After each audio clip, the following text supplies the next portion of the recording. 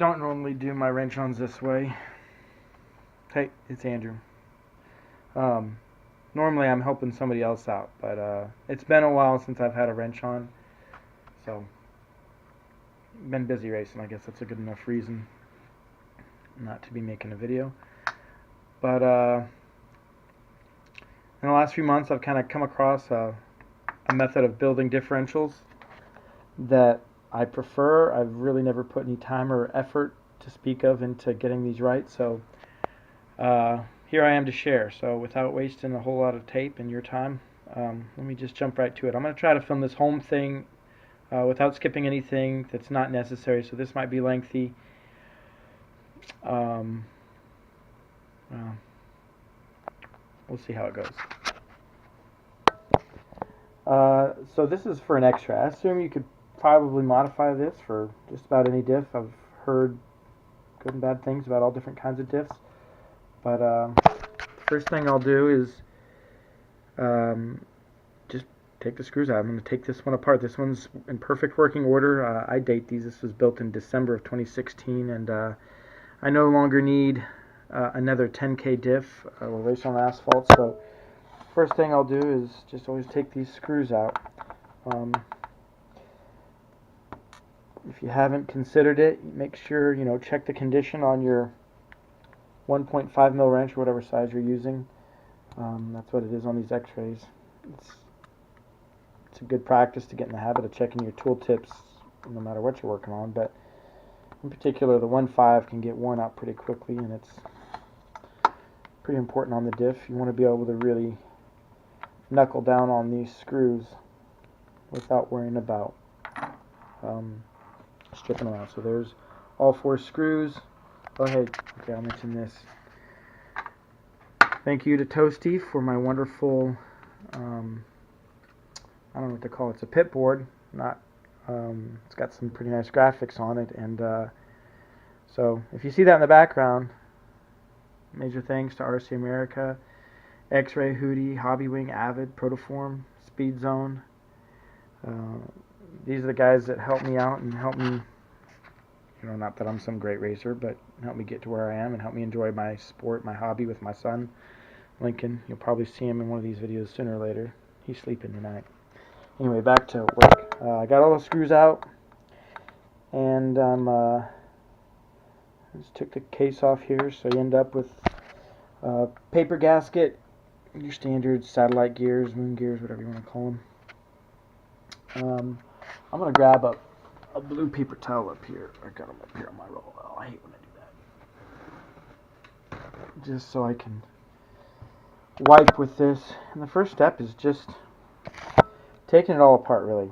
First step in a good diff rebuild, in my opinion, according to this video, is going to be getting everything out, getting it all degreased. So I pull the pins out, I pull the gasket off. I don't reuse gaskets.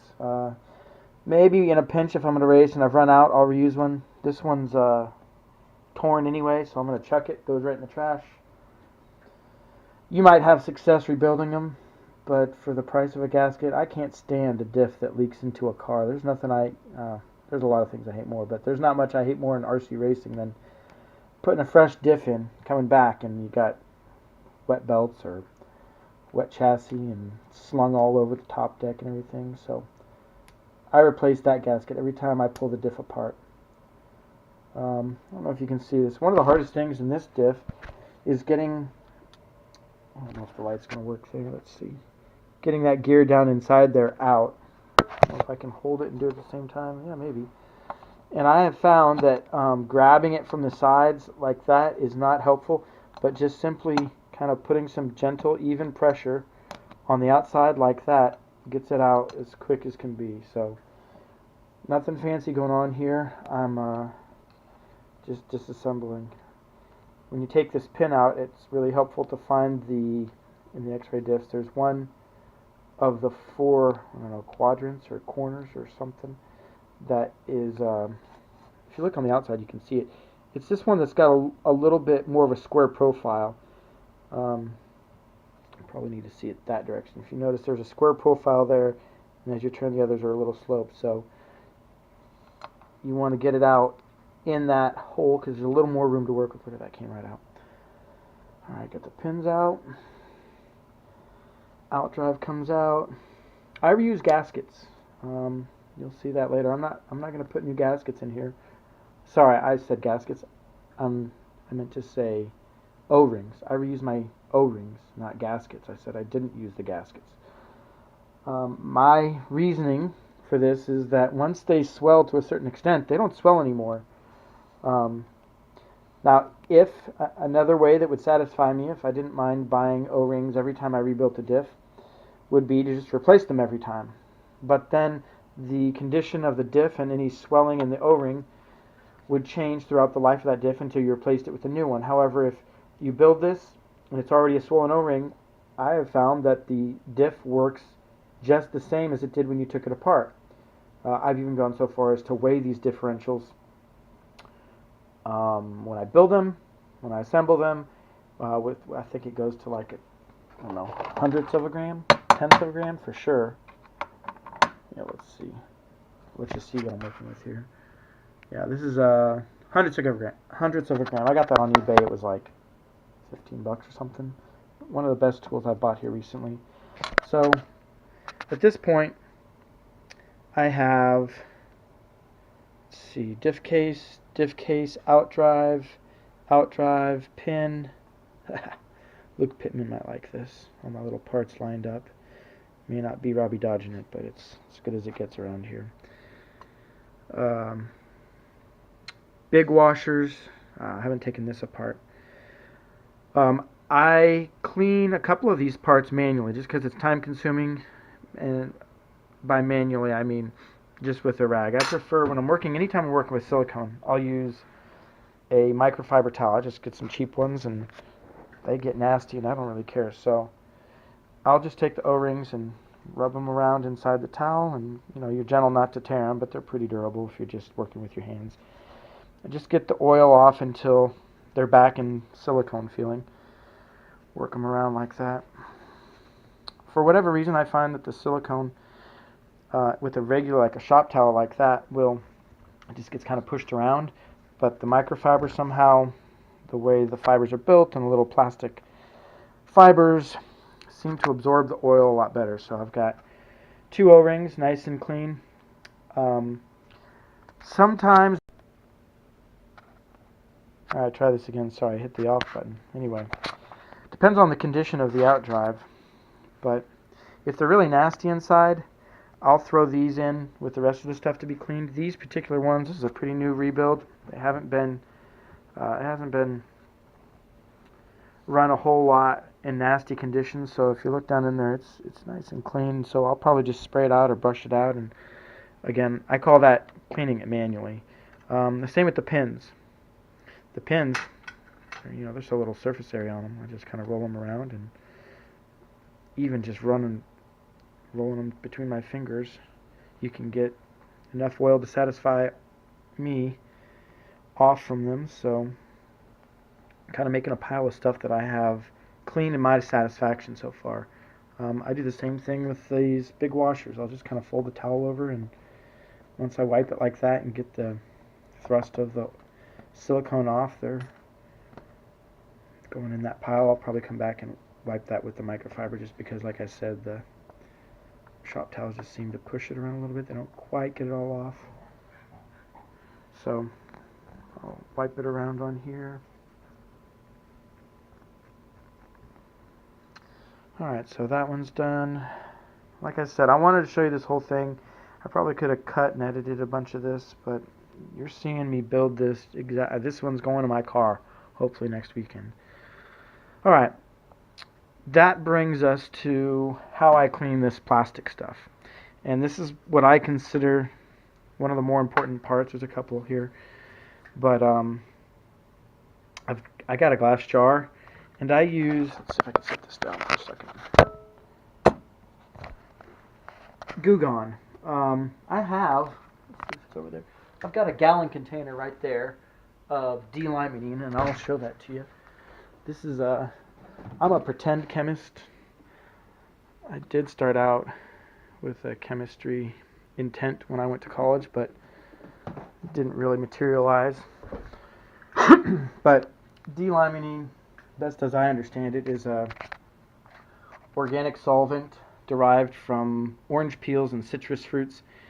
Um, that particular gallon, I think, cost me $30 here. The last time I looked to buy some more, that one's almost empty. It was going to cost me almost $100. So I went to Home Depot and was looking for products that had just an orange smell, because that's the most obvious indicator. And I came across Goo Gone, and I think I paid $4 for this bottle. It seems like it's a lot better value. And I've already tried it out, so I know it works. The thing I like about this, as opposed to motor spray or brake cleaner or all the different kinds of motor spray, I've got a can down there. The Goo Gone seems to dissolve the oil 10 times better. These parts are going to come out dry as a bone, looking like they are straight out of a x-ray package. So that helps me make sure that my weights on the scale are meaningful. Otherwise, if there's oil trapped or stuck or little crevices, you start to lose some of that consistency. So I'm just going to pour a little bit of this Goo Gone in here, just enough to cover, maybe, what I need to do first. That glass is a little messy. Pardon me, I'm going to spray it out one more time. Actually, what I'm going to do is wipe it out. I don't want any of this junk going into this diff. That would be bad to have sand in the diff, and it looks like that's what was in the glass jar. So, hey, there we go. There's a nice clean jar. And, oh, that's plenty. So maybe I could get, I don't know, 5 or 8. I think I did one. The container was new. I did one diff rebuild and had a bunch left over. So, I might get 6 diffs out of that one $4 bottle. That's, I don't know, 50 cents, $1 a rebuild. That doesn't bother me. Anyway, back to the stuff. Back to the build. I just dropped these parts in there. Boom. Plastic. You know what? For grins, I'm going to put the outdrives in there too, just to make sure they're clean. I will take the cross pins and separate them. I try not to touch this oil any more than I have to. I don't think it's going to hurt me, but I read a thread the other day about a buddy of mine, Brian Montgomery, was talking about how he's in a wheelchair, and he wrenches on his car and goes to move somewhere, and he's grabbing the stainless steel or whatever it is, the rails on his wheelchair, and he can't get grip. And that's a real reason not to want to have grease on your hands. And I'm with him. I can't stand having that silicone grease. It seems like you never get it off, so try not to touch it very much. Anyway, Brian, this is for you. You can see what I'm using, and hopefully the towels and the D-limonene will make a difference for you.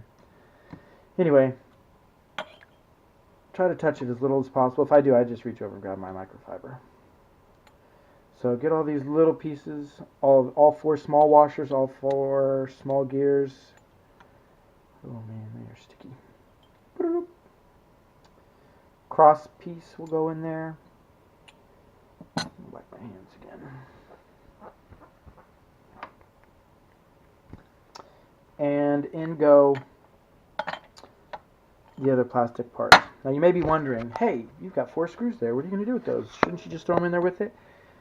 That's not a bad idea, but I have a better idea. So while these are kind of sitting there, let's talk about these screws. I've got all kinds of little jars. I prefer these glass jars, but I'm going to empty that one. That one has a little bit of something in it.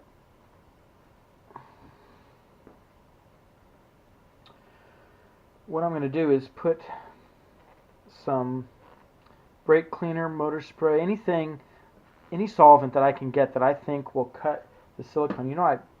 I'm realizing as I say this, I don't think it would be a bad idea to throw them in there with the Goo Gone, other than I don't know, you know what? We're trying something new. We're going crazy, wrenching. I'm going to throw them in there. I used to say I wanted them in something else because I didn't want them oily, but if I believe what I said, that the Goo Gone is going to cut the silicone grease off the screws, that's the whole point. I will come back and rinse all of these parts with motor spray, but you'll see that it does not take a whole lot of effort or scrubbing or any of that to get these parts clean. So let's shake them up. promise, I'm not going to film this whole thing. You're not going to stare at a jar for the next 6 or 7 hours. I'll come back and cut this one part out, and then I'll pull them out and show you. I'll set it right over here. But the reason with those screws, and we'll get to this later when I'm buttoning up the diff, is you want the threads in the diff case and the threads on the screws free of oil, in my opinion. It helps you, I don't know how to explain this. I just find it easier to strip the diff case when the threads are lubed. It makes it easier to tighten it up, but I can't feel when the case is pinching together as easily as I can when the threads are clean. So I also find that I can tighten it much tighter. It feels with the threads and everything clean. It's a different feel. Everything kind of, I don't know if you ever done dishes and you feel Tupperware and it kind of squeaks when it's really clean. Kind of the same thing with the screws biting into the plastic. So when we pull that out, you're going to see I'm really careful about the screw holes and getting grease in there and getting oil in there, and I try not to touch the screws except with a wrench if I have to, and I don't touch the threads and all that. So I'll be back in a little bit. We'll let this marinate in the Goo-Gone and the delimonene. You might find something else. I've tried a couple of different products. There is a orange-based, I don't know, general purpose degreaser, all-purpose degreaser that was orange something. You know, most of these products have some kind of orange power, orange smell. It didn't work too good. I got it at Home Depot. That's where I got the Goo-Gone too. But I'll see you in a few hours when these are clean, and we'll come back and fill you in on the rest of it. See you. All right. 24 hours later. The only thing I've done to this since the last time you saw, I took the jar and shook it up a couple of times, literally just twice, and this would be the third time. And then I kind of set it on the edge. I just had a little container. Set it on the edge just to get solvent down into all the places in there. It wasn't quite enough to cover everything, but it was plenty to dissolve all the oil. So I'll show you what I do next. The lid's coming off. Oh my goodness. The lid was on there well, at least. Taking the lid off, and I'm going to use a dirty old toothbrush. Lincoln likes to think those are for his mouth, so I have to be careful not to let him get those in his mouth. And I'm going to grab another shop towel.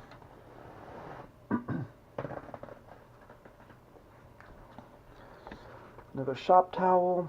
We'll set that aside for later. That's what I use to grease my axles with. That's another wrench on, I guess. So out they come. Maybe I can get a better view of this for you.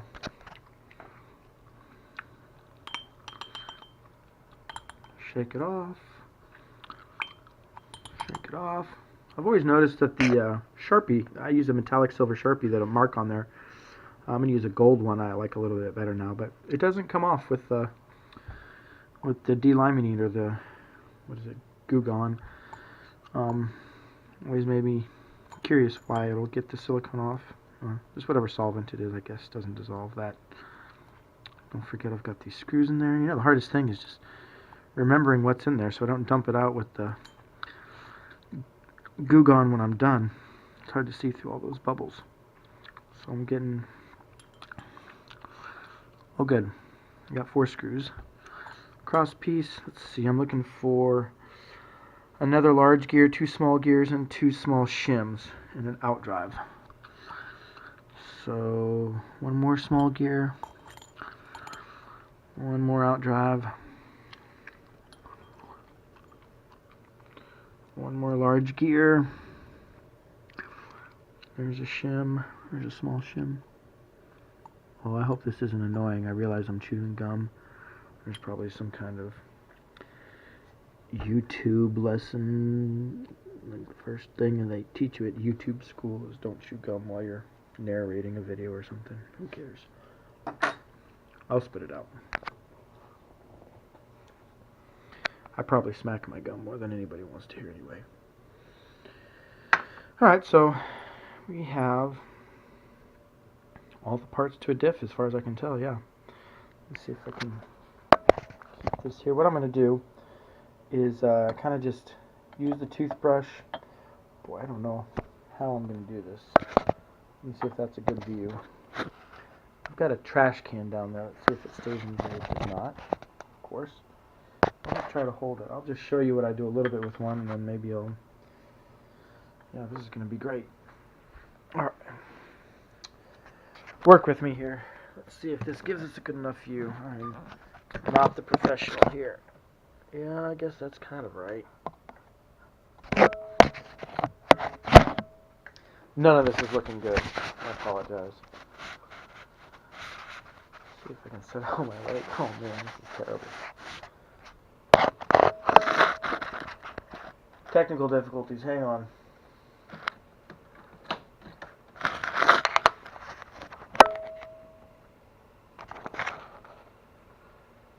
Hang on.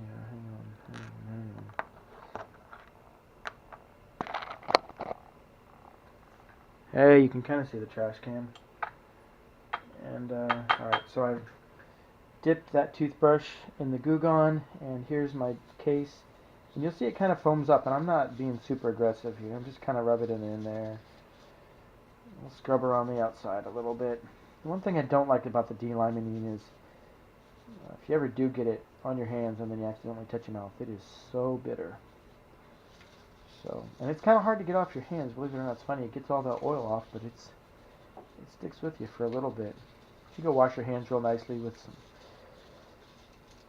some pumice or orange gojo or something. It comes off pretty nicely. So I don't know if you're seeing that, but I'm just scrubbing all the parts down inside there. And I'm not really going to town or anything, just kind of making sure I touch all the parts as much as I can. So toothbrush down, and I've got this is the particular can that I'm using right now. I've used other motor sprays. I don't particularly like brake cleaner for this. It doesn't hurt the plastics that I've noticed. I'm sure there's some that will. But what I like about this is that it will dry quickly, and it really does leave no residue on my hands or anything else. I'm sure there's a chemical reason. There's probably more heptane in it or more benzene or something like that. But I really make a point of getting down in those screw holes, and I want to replace any grease, any Goo Gone. I want nothing in that screw hole but air and threads. So spray it all out, and what I like to do personally is I've got a heat gun here. Busted, it only works on one setting.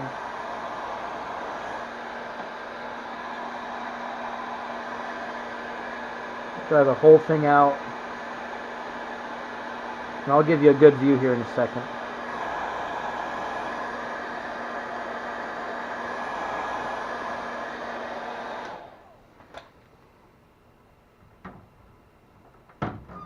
Ooh, that's a little warm. Alright, so I'm going to set the case up there on the table, just wipe my hands. There's still a bunch of Goo Gone on my hands. It just doesn't ever want to seem to come off. I didn't want to take the time to wash my hands in between all this. But now, let's see if we can give it a good shot here. This is wet with Goo Gone, doesn't evaporate very quickly. Diff case that, in terms of oil content, in my opinion, dry as a bone. I'm going to assume down in those screw holes. I don't know if we'll get a good...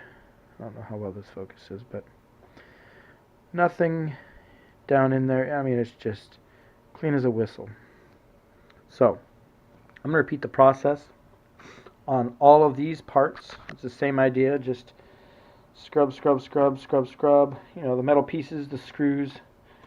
You know what I usually do, and this is where that container we were talking about last time comes from.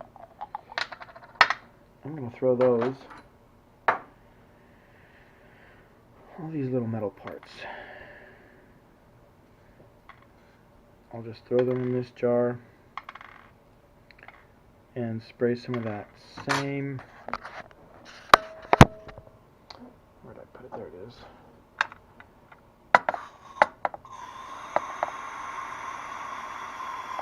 But sure doesn't take much to cover that up.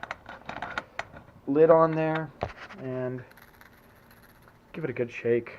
I don't know if it really matters.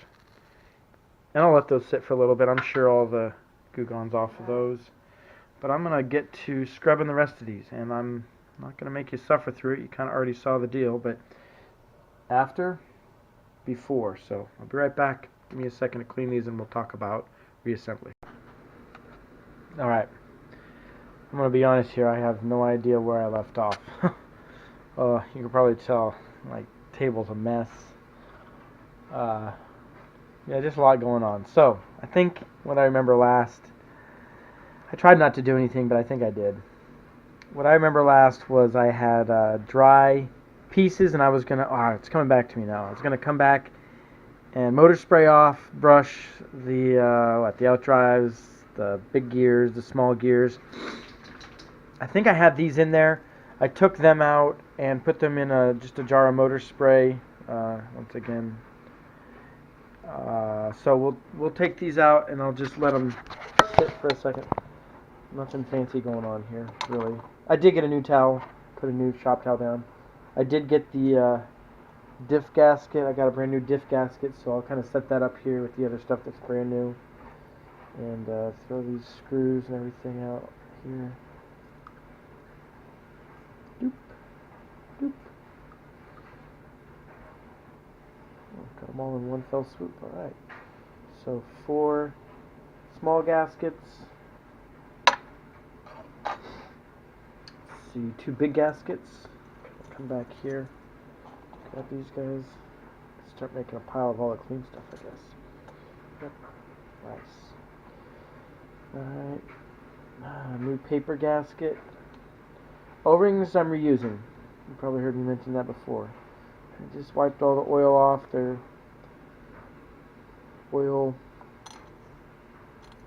less oil on them. I'm sure there's oil absorbed down into the ring. That doesn't bother me too much. Now, if I were going about a diff change, where I was rebuilding a diff because it was leaking, or I'm just going to keep the same fluid, I may not go to all this extent. I may just add the oil back without cleaning it all out, but because I was changing, I think I was changing from 10K, I'm going to go to 8K. I want all that 10K out. I don't want to worry about, well, how much of it's in there and how did that affect, and it was 10% and you add this and do math. No, I don't want that. So, got all the clean parts. Come back here and take a look. I don't know if you can see it on the camera, but in person these look, honestly, they look brand new. Probably better than brand new. There might be some kind of machining something on them. Cleaned out the out drives. They weren't bad anyway. I've already gone ahead and put the smaller gears on the cross pins. So we're going to start assembling here. And then it'll be time to put the fluid in. So there's I just put 1 shim on each of those. That's the way it is. I don't build this anything special. I don't use, you may have noticed there's that super skinny O-ring missing, and I don't use that. I have found that doing it this way, the diff doesn't leak, and as other people have said plenty on the internet and in forums I've read, that O-ring, you don't get it on there right, it'll double up and pinch and create a gap when you're tightening everything up, and it's really tough to get it in place. So it's I guess it is insurance. If you can get it in and you know every time you've got it in there right, feel free to use it. I don't think it hurts anything unless it gets pinched and out of place, and then you're looking at a leaking diff because it's got a gap where the O-ring is keeping everything from buttoning up tight. Alright, so we'll put this out drive in here. I don't know how much this is showing. Yeah, it shows pretty well. Alright, slide my O-ring in there. It's kind of tough to get in there sometimes. So I'll show you what I do. Tweezers. Having a good pair of tweezers is such a help.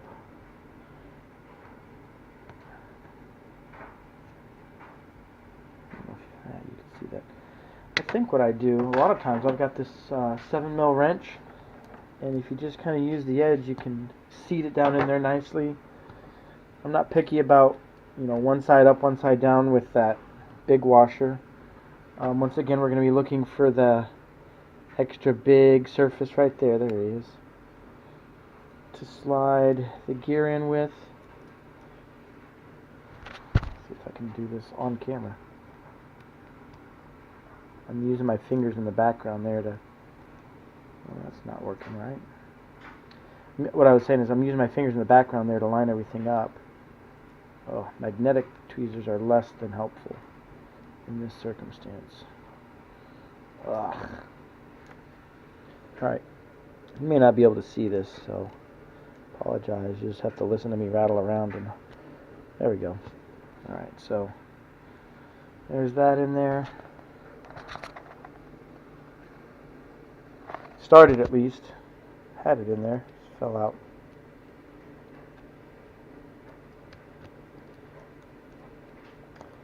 Alright, so I'm struggling with this, and I'll tell you what I usually end up doing a lot of times. This is already long enough as it is, who cares? If you apply pressure on one side of the outdrive, it kind of tweaks the extended part that goes into the diff one way or the other. And if you do a little bit of thinking, you can figure out how to make the hole a little easier to get the pin into by pressing on one side or pressing on the other. And so that's what I'm doing. It doesn't show up in any of the instructions or anything, just, well, in my opinion, common sense. You want to make it easier for that pin to go into the hole. So in this particular orientation, I am pushing down with my index and ring finger while I try to slide that diff in there. And probably making it harder is that I'm trying to show it to the camera, because gravity's working against me there. Once you get it halfway in, then you kind of have to release the pressure, and that went in just fine. We're going to grab one of these big gears, throw it down in there. I'm pushing my finger on it, trying to get it to seat.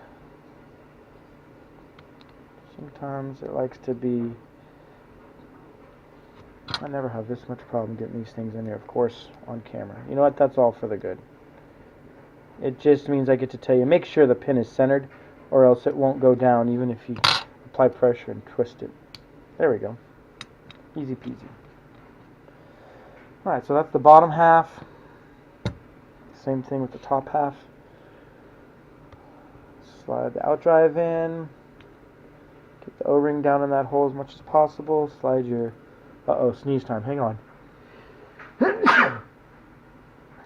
God bless you. Slide the big shim on. Same principle here. I'm pressing down. Tricky little guy. These tweezers. If anybody knows a really good way to demagnetize small tools like this, I'd love to know. I've tried some of the, I don't know, Harbor Freight, even like AutoZone has like this little plastic blue thing, like a rectangle cube with the hole, you slide it in one way for magnetize, another for demagnetize.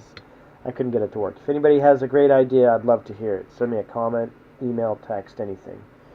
Write it in the sky, I don't care. Alright. Top half done, bottom half done. Gasket. I don't know if you can see those. Sorry for the fingers in the camera. Screws. Top half, bottom half. Alright, this looks pretty good. This is what we're working with right now. I don't think I'm missing anything from the diff. Let me introduce you to my friend, Mugen Seiki Super Grease. Part number. Oh, where is that part number? It's always missing. It's like BO301 or something like that. Yeah, you know, the best part about this is the part number is not even on this container. It's 10 grams, and if you can read, I'm going to guess that's Chinese? Japanese? I insulted half the planet right there. I'm sorry, but anyway, this grease has been my friend for a while. It's really hard to find. I found it somewhere in Europe. You had to buy, I don't know, I think it was like 10 or 100 little bottles of it. So it was a good price individually. I don't want to spend $1,000 to get 100 of these. Anyway, this is the only one I have. Ron Atomic introduced me to this stuff for using, well, you'll see in a second. I use it to kind of help seal the diff, just to give it some tack. It's super thick, super sticky. I don't get it down into the oil. I have had times where I've let a diff go like a year or two between rebuilds, and you can see that it's tainted the oil. It's kind of a brownish color. You'll see in a second. But when I run out of this, I'm going to try, and probably before, I'm going to try some of this instead. It's also very sticky and thick. I don't know how important it is that I use this specific stuff, but I have found that doing the diff way I'm showing you now, I haven't had a diff leak. I mean, not a drop, not even just like some people are like, oh yeah, it doesn't leak, it just, it has to seat and the oil comes out. No, I mean like nothing comes out. They weigh the same every time since I've started doing it this way with this grease. So call me superstitious, but this is what's worked for me, and I'm showing you what works for me. If you've got a better method, by all means, stick with it. So, let's see how well we can do this threaded cap. Let's see. Looks like, I don't know what. It's brown and rather viscous, super viscous. Maybe like dark honey or something. Yeah, it looks like honey. Thicker, but we don't need it right now. What I need right now is my scale. So turn this sucker on. Make sure it tears out. Great.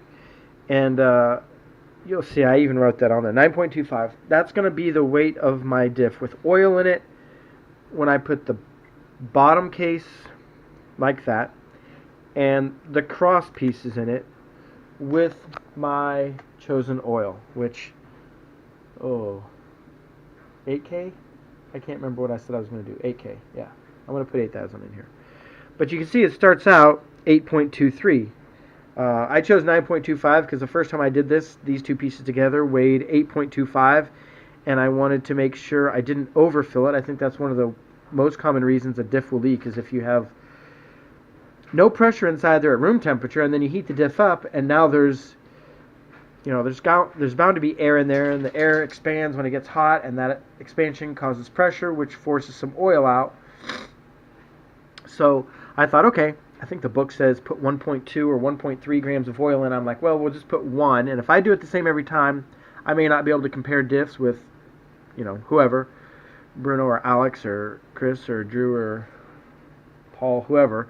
But I know my diffs will be consistent from run to run, so I'm going to just do it my own way, and as long as they don't leak, I'm going to be happy with that. So I fill these to 9.25 grams. So let me grab my 8K here.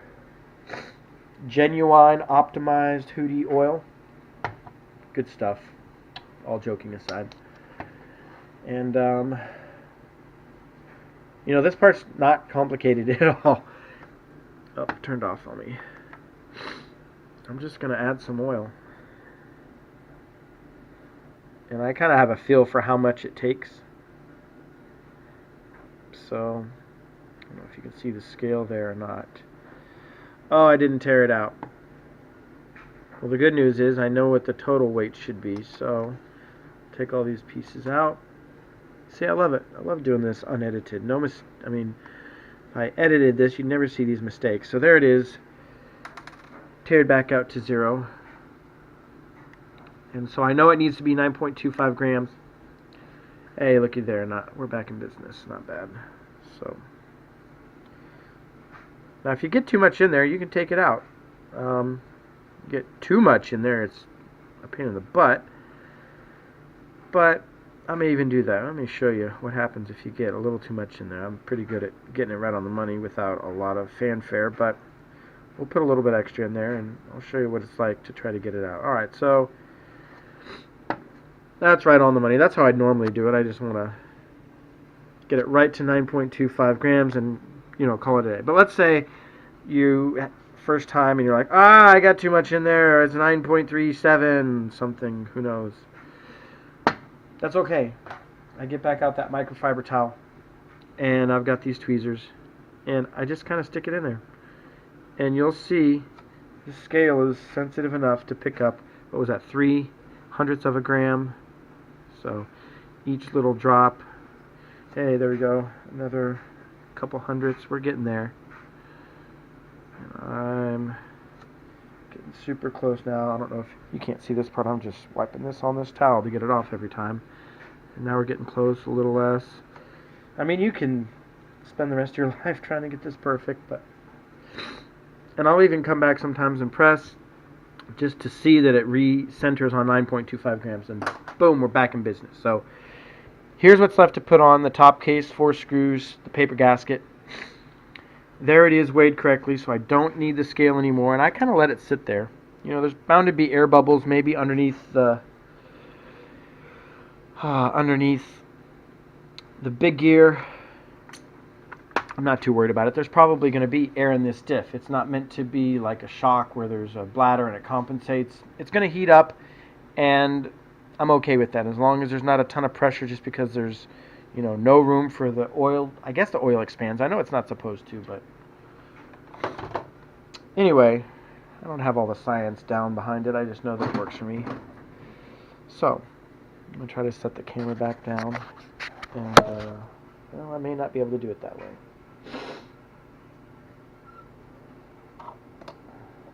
Let's see if we can get something going here that will... Yeah, there we go. That'll work. So here's where I come in with, well, at this point, I'll set the gears down in there. And this part, I kind of like. This is one of my favorite parts. I know, I'm a nerd. I'm going to use my tweezers for this. If you do this right, this is one of the first ways that I realized I was, one of the first ways I was being consistent.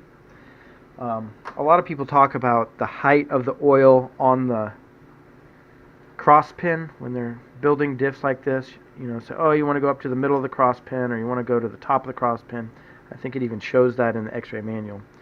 And that's fine and dandy, but my eyes are not calibrated to do that very well, especially when you're filling the diff.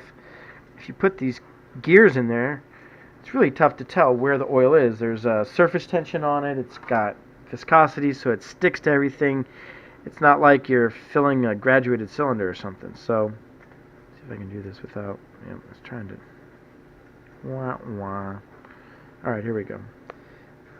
I'm just setting this down in there as squarely as possible. And you can see, kind of just sits down in there. Now, you're going to notice I'm doing this one-handed, so it's much easier when I'm not. Actually, I'm going to set it down.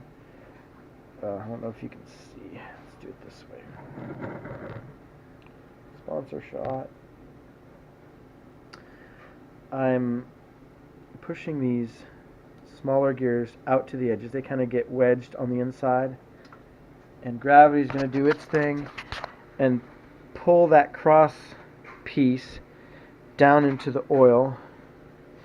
And I'll even give it a little help.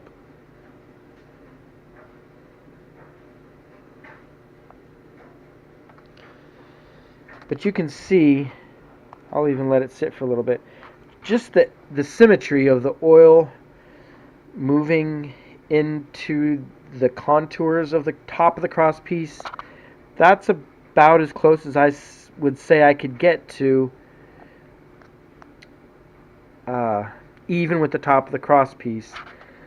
And it happens like that every time. The size and the shape of that little star in the middle every time is the same. So that was just reassuring to me that I had this right, not to mention the weight afterwards. Holy smokes, I talk too much in these videos. I apologize.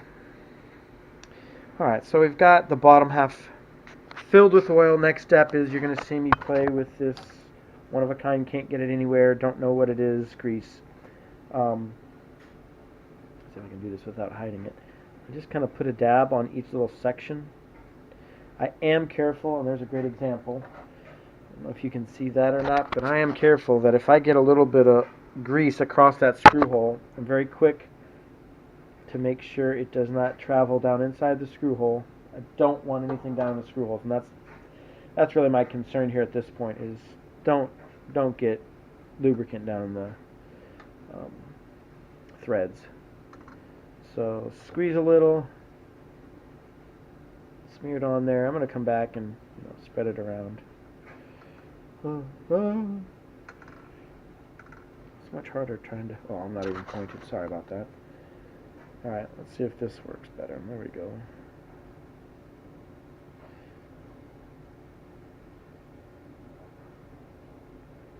This is a multi-million-dollar setup. You think I could do better than... Looks like I'm doing this with an $80 eBay knockoff of a GoPro in my house, in the middle of the night. Oh wait, that is what I'm doing. Alright, so just kind of get a little bit around there, and you'll see how thick this stuff is in a second. I like to use the X-Acto for this kind of thing, and I just kind of pat it down. Nothing fancy. At this point, you can kind of pat it down around the screw hole.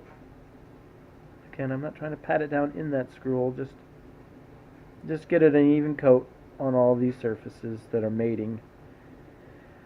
Wow, there are so many ways this conversation can go bad when we're talking about some of these things. I don't know where we come up with these words. Anyway, keep this G-rated.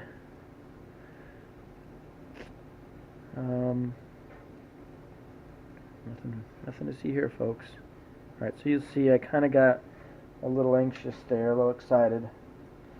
And I don't know how well you can see it, but I'm just making a point to not let it get down into that screw hole, because that's one of the best parts about this, is keeping that screw hole clear of oil makes the diff tighten up. I wish you could feel these things. There's somehow to convey feeling through a camera. I guess not, but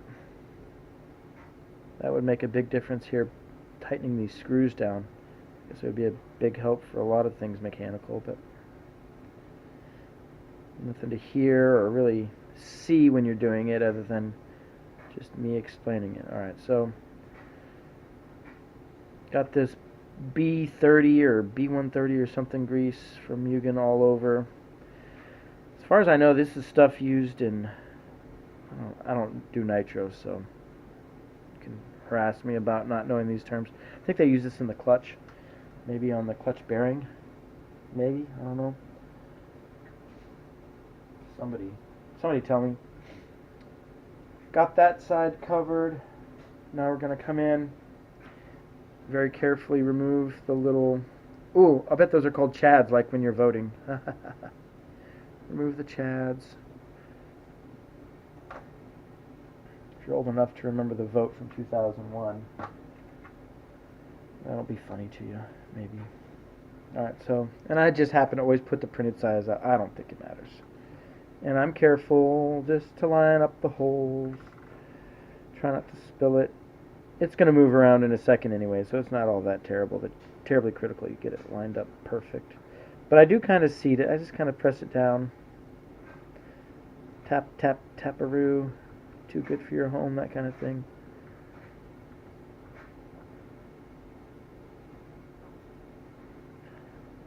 Okay.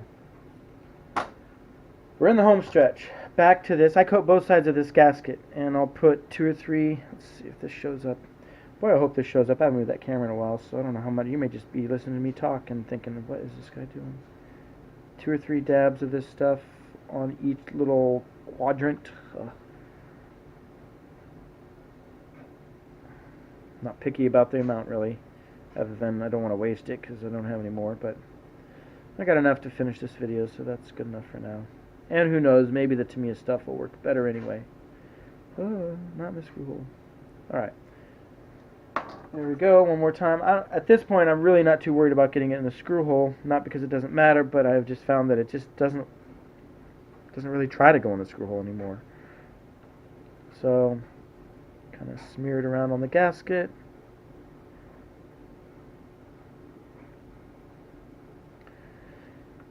You're going to notice that the stickiness of it tries to move that gasket around. So, every so often I go back and recenter. Probably a better way to do this. Maybe grease the gasket beforehand or something, I don't know. Maybe when I find a product that I don't have to be so stingy with, I'll just smear it all over both sides of the gasket and put it on. That would be a lot less time consuming, I guess.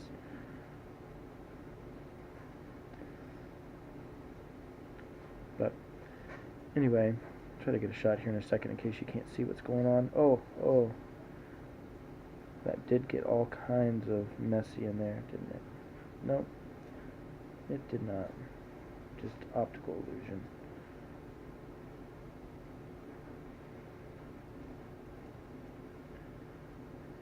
Alright. I think we're about done here.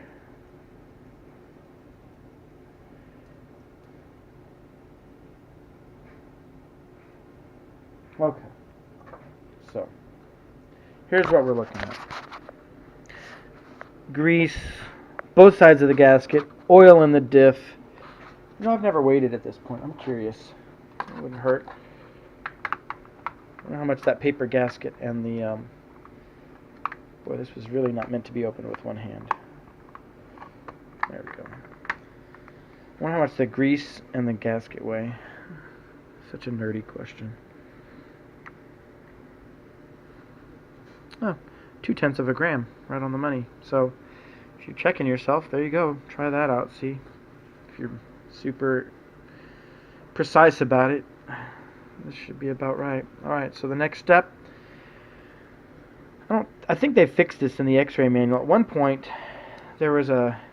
I'm going to go ahead and say it. It was a misprint, in my opinion. They showed this X in the manual. If you looked carefully, they identified the X as indicating where the notch is in the case. But if you look, I'm just going to turn this straight over. The X was one quadrant off. And me being the OCD pedantic guy I am, made a point of mentioning it to somebody somewhere. I don't remember where I was. And it looks like it's changed now in the manual. They just ignore the X altogether. The main idea here is you want to line up that notch or that recess with that notch. So I know that it means that if I put the notch at 12 o'clock, then the X will be at 9 o'clock. And I'll prove myself here. There we go. Turn it around. Now, normally I'm doing this with a flashlight in my mouth, because what I'm trying to do is shine light down into those holes while I'm looking down through these holes so that I can get it lined up without, trying to twist it around. It's really not that hard. I don't know if you can see this. I'll try it with the flashlight. I hope it comes out. You're going to get me talking through the flashlight in my mouth. Ha ha ha. Just watch.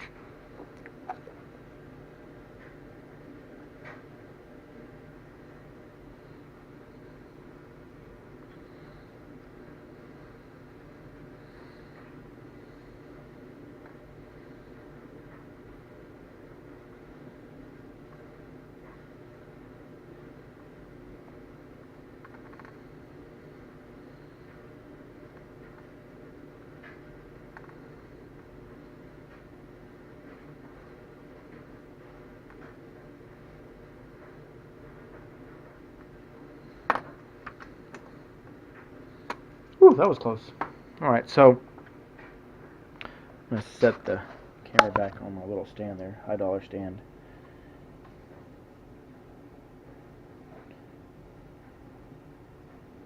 Sometimes I'll notice as I'm pressing down on this lid that there's a little bit of grease that's trying to squeeze out into the openings, and at this point I still don't want any grease in there.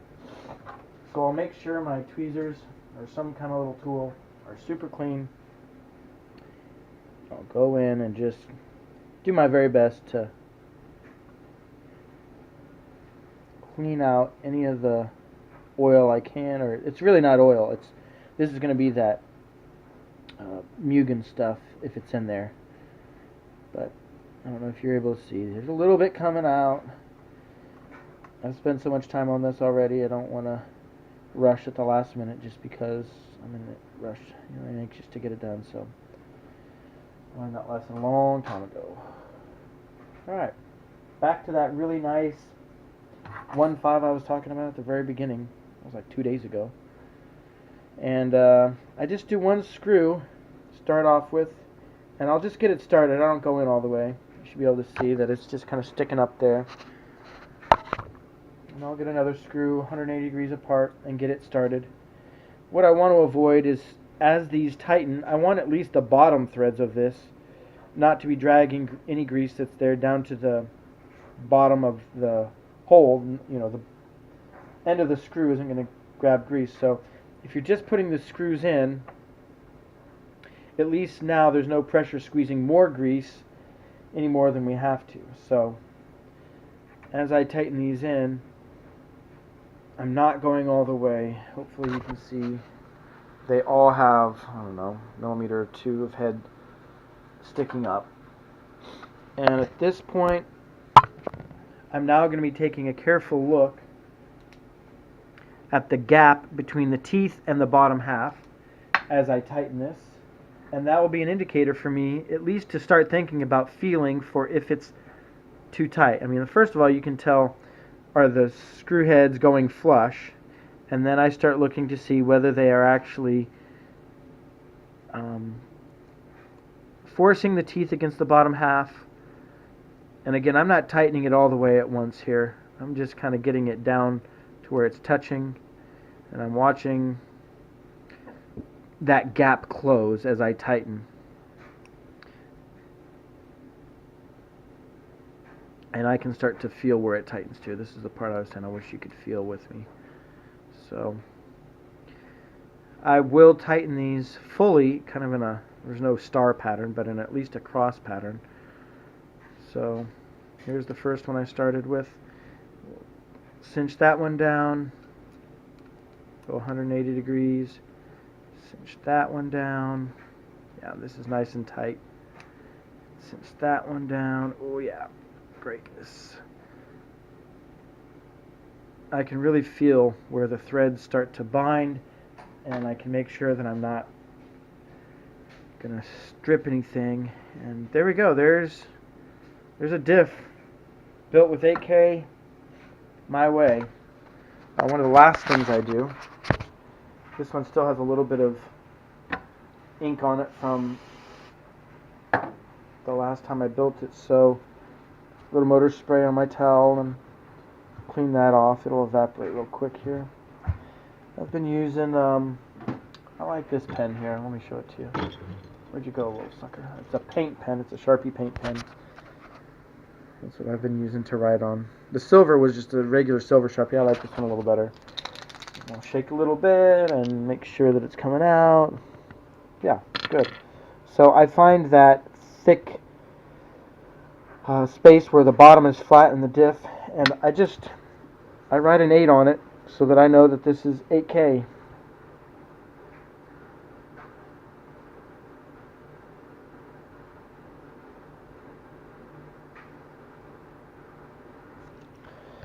There's my wonderful handwriting. There's an 8.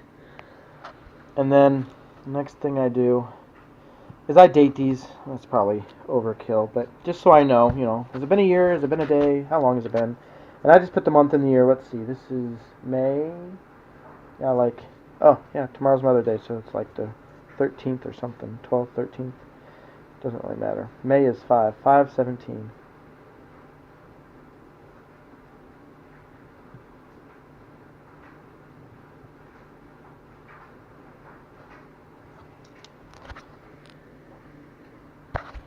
Does that work? You can see that? Yeah. 5/17, 8K. Put all my stuff away. I think that's it, guys. If I missed something, feel free to ask. Always happy to share. Get the lid back on here.